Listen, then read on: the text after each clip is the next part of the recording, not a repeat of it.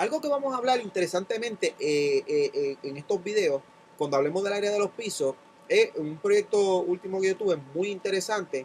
Tuvimos un problema de que el piso de la estructura, un ingeniero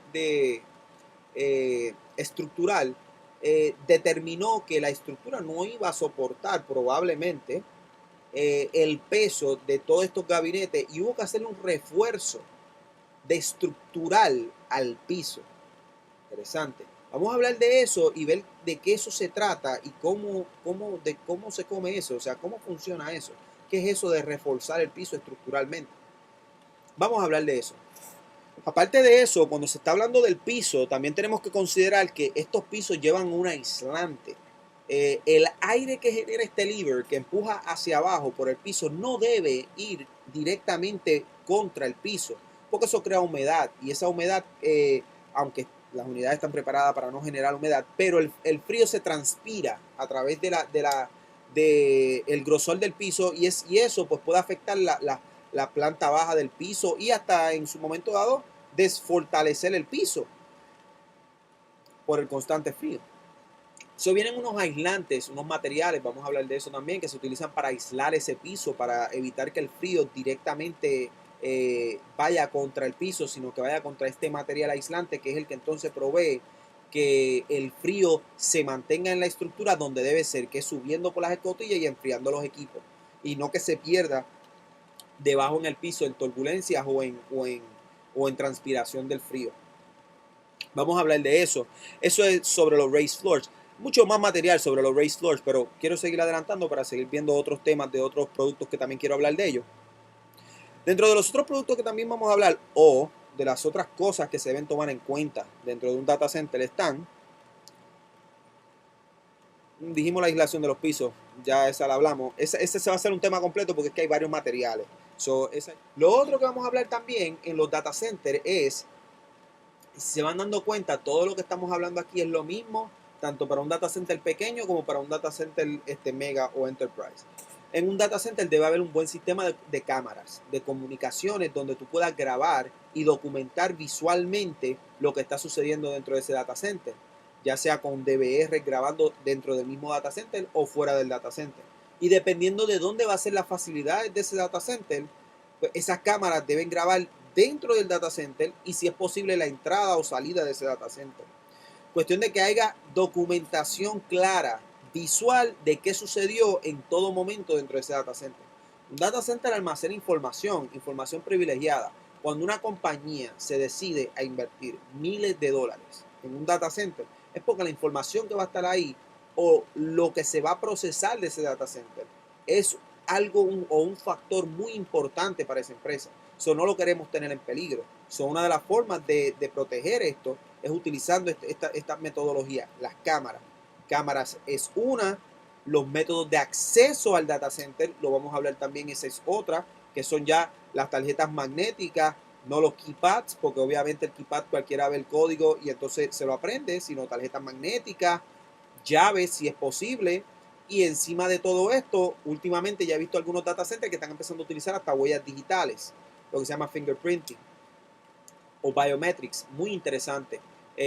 Y no es nada de ciencia ficción, es algo que se está usando y que es bien práctico. Es práctico para muchas personas porque controla el quién puede entrar y quiénes realmente tienen el acceso a ese data center. Esa es una de las áreas que vamos a hablar. Y obviamente en el área de los DVR, pues vamos a hablar de cómo utilizar esta tecnología, utilizando, por ejemplo, video over IP para poder accesar estas cámaras a través de IP y poder entonces desde cualquier sitio que tú estés remotamente verificar tu data center y asegurarte de que tu data center esté siempre bien custodiado, aunque sea visualmente. Es bien importante que cuando se esté trabajando el diseño, y esto probablemente es más parte de cuando se hace la diagramación, pero es bueno tomarlo en cuenta, siempre se le debe hacer ventanas y obviamente es algo que es lógico porque imagino que todo el que trabaja en IT lo ha visto. El que lo ha visto y no sabe por qué lo hacen, pues ahora a lo mejor va a entender por qué lo hacen, pero el que lo ha visto y sabe por qué lo hacen, pues es porque realmente siempre tiene que haber poder visualmente ver ese data center. Cuestión de que cualquier persona que pase pueda ver si hay alguien interactuando con esos servidores que no deba estar dentro de esa área. Si un data center es trancado, o aislado totalmente de todas las personas de la facilidad y nadie puede ver el data center, ¿cómo tú sabes si te están alterando los servidores o no? Está bien, tienen las cámaras, pero otro método, recuérdense, redundancia. Otro método de visualización es que sea en cristal o visual, cuestión de que tú puedas ver lo que está sucediendo en ese data center siempre.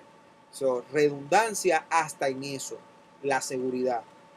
Y eso, la seguridad va un poco más allá y a lo mejor estoy brincando algunos tópicos de lo que se van a topar, pero otro de los tópicos va a ser también la seguridad a nivel de fuego y humo y todo este tipo de cosas, que esos son alarmas que se le ponen a los data centers y eso lo va a tener el data center y es otro método de seguridad redundante también.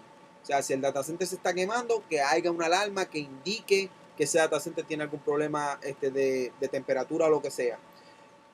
Estos data centers, estas unidades de aire que yo les mencioné anteriormente, se activan automáticamente una temperatura dada se da. O sea, tú puedes tener, por ejemplo, tu lever, que es tu unidad primaria, a que se active siempre a 64 grados. Y tan pronto se baje la temperatura, porque la lever, vamos a poner un ejemplo, se dañe, por ejemplo, a 70 grados, pues automáticamente tú puedes poner que tu backup IC, tan pronto detecte una temperatura de 70 grados, se active. Pero esto no es suficiente si no tienes una alarma que sea la que te diga o te llame y te diga el data center se trepó a 70 grados, muy probablemente se disparó la unidad de backup, tú tienes que llegar a ese data center a ver qué sucedió. Todos estos métodos son los que te van a ayudar a poder mantener un control de ese data center y entender si tienes algún problema o no en esa infraestructura, o sea, en tu data center. Redundancia. Estamos hablando de muchas cosas que tienen que ver con redundancia, pero todos estos detalles son los que se tienen que tomar en cuenta cuando estamos desarrollando un data center. Vamos a ver otro de los tópicos que vamos a cubrir también dentro de los diferentes tópicos que vamos a trabajar. Ok, interesante. Vamos a hablar de otros temas que también vamos a cubrir, como cuáles. Todo data center va a tener racks. Ya hablamos de los racks. ¿Por qué utilizar un rack versus otro rack? Y de los racks vamos a dedicar un tema completo. ¿Por qué deben ser ventilados? ¿Cuáles son los que no deben ser ventilados? ¿Cuál es el beneficio de que estos racks sean ventilados o no? ¿Cuántas libras deben soportar estos racks? ¿Cuál tipo de rack debes comprar para el deployment de tus servidores? Ya, estos racks tienen diferentes tipos de plugs para cuando vas a montar los servers, cuadrados, redondos, de tornillos. Debes saber la diferencia de cada uno de estos racks para no comprar el que no es y cuando hagas tu deployment entonces no te funcione para tu deployment. Dentro de los racks no solamente estamos hablando de los racks de servidores, también tiene los racks para montar los switches. Switches, routers y bandejas para los diferentes T1 o diferentes periferales que necesites instalar, que necesitan estar en bandeja. Los organizadores que vas a utilizar para todos estos racks, porque si no los montas con organizadores, y esto no es un video que pues pretenda vender bandwidth o algún producto de organización de cable o de cableado estructurado para que un cableado estructurado quede bonito, sino es porque es parte del data center. Y eso cuesta. Y eso hay que cotizarlo dentro de tu project management cuando tú haces tu proyecto y haces tu takeoff para saber cuánto vas a utilizar para hacer tu budget, para poder hacer tu data center. Y todas estas cosas cuestan. O sea, y si tienes que poner escalerillas y tienes que poner organizadores y tienes que poner todo este tipo de cosas para poder organizar tu cable y cuadrar tus racks con todos estos diferentes accesorios, pues eso cuesta. Y eso pues hay que cotizarlo como parte del proyecto. Vamos a hablar de eso. Otra de las cosas que vamos a hablar también es, ya esto en otro tópico, es lo del FM200. Eso va a ir junto con la parte de que estaba hablando ahorita de fuego e incendio. ¿Cómo vas a controlar si hubiese un incendio dentro de tu data center? ¿Vas a utilizar espuma? ¿Vas a utilizar un FM200? ¿Qué vas a utilizar? ¿Vas a utilizar agua? Agua sería el más malo de todo. No creo que ni siquiera esté en la mente de nadie, pero estas son las cosas que tienen que ser tomadas en cuenta, porque por ejemplo yo estuve en un proyecto donde en el área donde se iba a poner el data center